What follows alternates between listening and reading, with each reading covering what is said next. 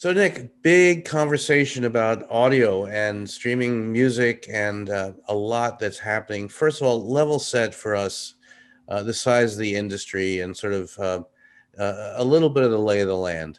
Sure. So the global streaming market is about 21, this is the music and audio streaming market is about $21 billion in 2019, and it's continuing to grow at about 18% CAGR from now till 2027.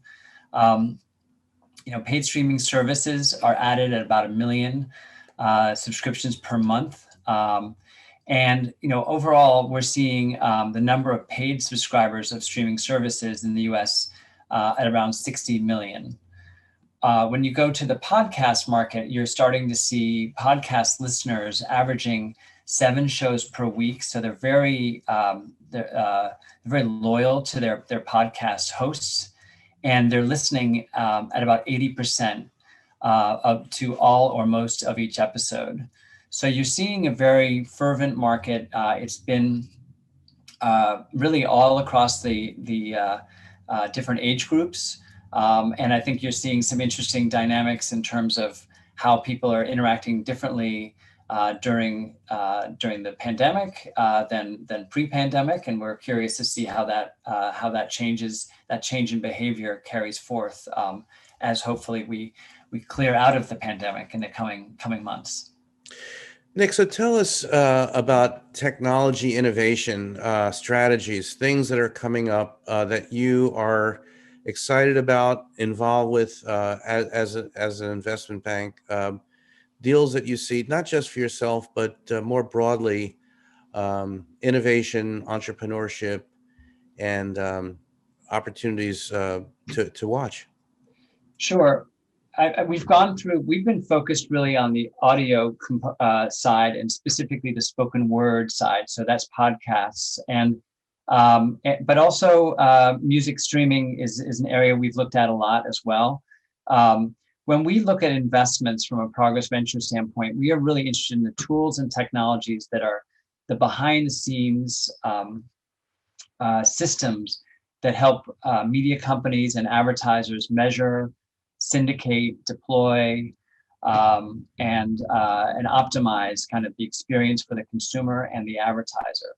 So we've done a lot of work historically on the programmatic side and the web and in mobile and in video and OTT, and we really see this new market of audio and specifically voice as a new platform for us to look at and to consider from an investment standpoint.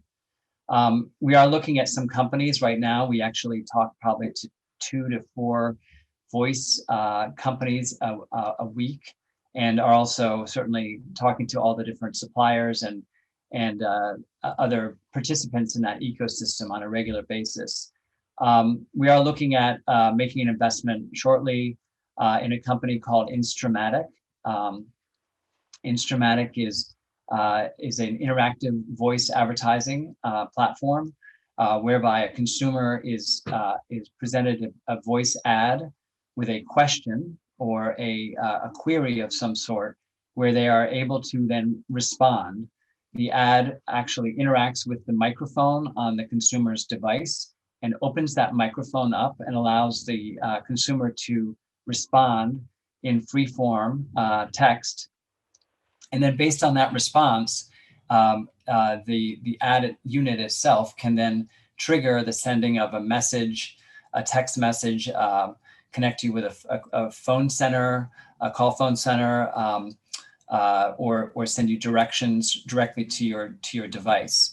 And so we really see this as a great really breakthrough today in the audio, in music and podcast world, but certainly this technology has applicability into the auto. So you can imagine driving along and getting an ad about a quick service restaurant, and then saying, would you like to order this order right now, and we can send you directions right to your car phone or right to your car device mapping system.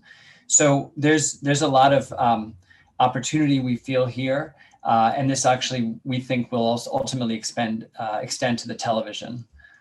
So that's one area that we're very interested in.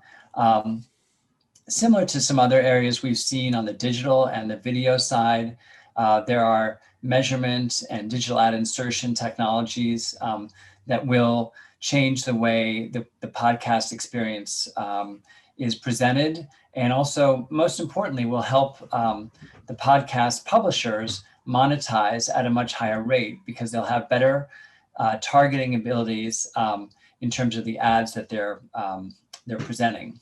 Nick, I wanted to ask you in terms of the state of advertising and and ad serving and podcasts. So, where do we stand now, and where do you hope it goes in the next 12 months? So the podcast market really started off in a very basic format of the RSS feed, which was sent to, which was pulled from a device by a consumer who subscribed to that RSS feed. Really, no further information was available to the publisher or the advertiser about whether that person actually listened to it, interacted, where they were, who they were, anything like that. It was just certainly an outbound message. In the podcast 2.0 market, or the audio 2.0 market, you started to see the ability to measure length of time people were listening. You could see whether or not the person was listening in different chunks or listening to the whole stream at once. And certainly the advertising information was looping back, which allowed the publishers to then be able to go and sell the advertising for digital audio. What we're seeing today is really these kind of newer breakthroughs, such as interactive voice advertising, where a consumer can speak back to the voice ad and engage with the advertiser over an ad unit. But other forms as well. So the digital ad insertion is very important to understand who that person is, where they are, what their state is. Are they interested in a certain type of content? And based on that, what advertising might accompany that. And that's really where we're going. So we'll start to see more and more sophisticated advertising, and I think that will bring higher revenue to the podcasters. And we want to see the digital audio market continue to grow, and it needs subscribers and advertisers to be able to do that. So I think we're feeling very good and positive about the future. And I have to ask, of course, about the platforms, the big, Apple, Spotify, the big podcast platforms, and notoriously, of course, for various reasons, are quite closed. So how do publishers, content creators, navigate in sort of this with interactive advertising, with addressable advertising, the things that we've kind of grown to understand and embrace in the advanced TV world? How does that happen in an area that has so many of these big players that are closed? Yeah, I think that we'll see, so we've certainly seen a lot of activity with, Spotify and Apple and Pandora and SiriusXM now owning Pandora. I think that what will drive the openness of these platforms will be the financial backers, the advertisers. Those are the people who've typically demanded accountability for the advertising, accountability for the viewership, or in this case, the listener market. And that's generally been the driver to allow the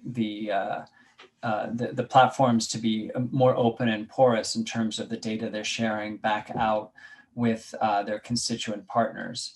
I think in the digital audio space, you have enough of a mix of companies that once certain platforms start to share that information, the others will quickly follow. And I think, we're already seeing that, and I don't think that is going to be as tightly held as, let's say, Facebook or Google have been. So I think it's really, I'm not as concerned about that. I think the same thing we're starting to see and I think we will see in the voice assistant market. You have various platforms right now who are vying for attention. Apple has Siri, and Amazon has Alexa, and Google has the Google Assistant, and Samsung has Bixby. Each of these companies is going to need to try to attract content and consumers, and then monetize that in some form. And the advertising market, as much as people may dislike advertising and the interruption of advertising, that is a significant financial driver for these kinds of businesses. So I think it's really going to open up, as have other platforms over time.